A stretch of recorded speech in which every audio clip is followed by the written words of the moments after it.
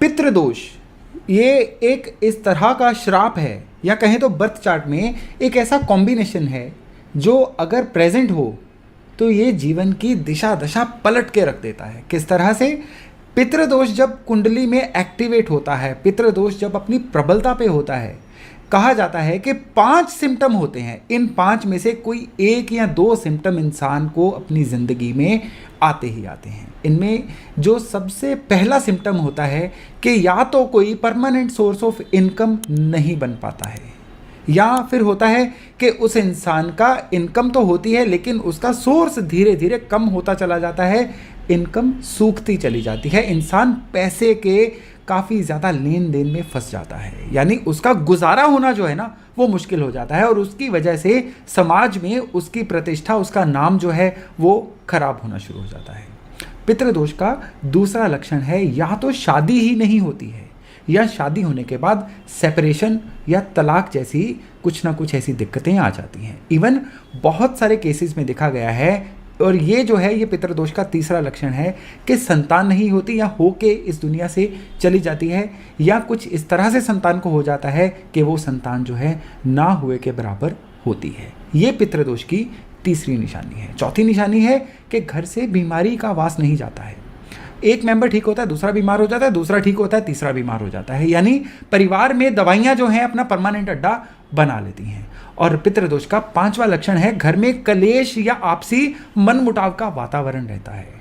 तो इस तरह से पितृदोष के ये जो लक्षण है ना, ये एक या एक से ज़्यादा लक्षण उन चार्ट्स में देखने को मिलते हैं जिनमें पितृदोष अपनी पूरी प्रबलता के साथ होता है।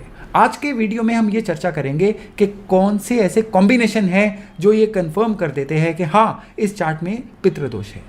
इसके अलावा हम ये भी जानेंगे कि इस पितृदोष को किन उपायों से खत्म किया जा सकता है, और सबसे इंपॉर्टेंट जो इस वीडियो के अंत में मैं बताऊंगा कि इस पितृदोष के कारण और निवारण को जानने के बाद हम अपने रूटीन में क्या सुधार करें, क्योंकि ये महा उपाय होने वाला है कि हम अपने जीवन में बदलाव किस तरह से लाएं ताकि कर्मों की इस गति को हम बैलेंस कर सकें। नमस्कार, मेरा नाम है योगेश शर्मा, स्वागत है आपका happy life with Yogesh Sharma में।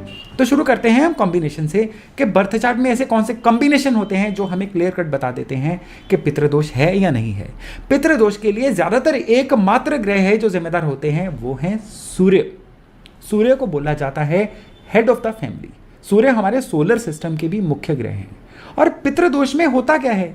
पितृदोष में यह माना जाता है कि इस इंसान के ऊपर पितरों की कर्स है, पितरों का श्राप है, यानी उसकी पिछली पीढ़ियों में से कोई ऐसे जरूर पीढ़ी थी जो इस दुनिया से खुश होके नहीं गई, जिनको अपने परिवार से, अपनी लाइनेज से शिकायत थी, और उनका जो कर्स है, उनका जो श्राप है, वो पीढ़ी दर पीढ़ी चलता चला आ रहा है।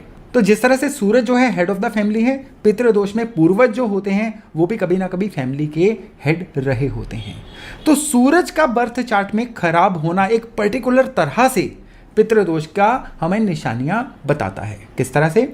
सूरज अगर नीच हो, नीच होना कभी पितृदोष नहीं होता है, लेकिन सूरज के नीच होने के बाद सूरज अगर नोड्स यानी राहु या केतु के क्लोज कंजंक्शन में हो, यानी उनके साथ बैठे हों बर्थ चार्ट में, तो यहाँ पे पितृदोष की संभावना बहुत ज़्यादा बढ़ जाती है।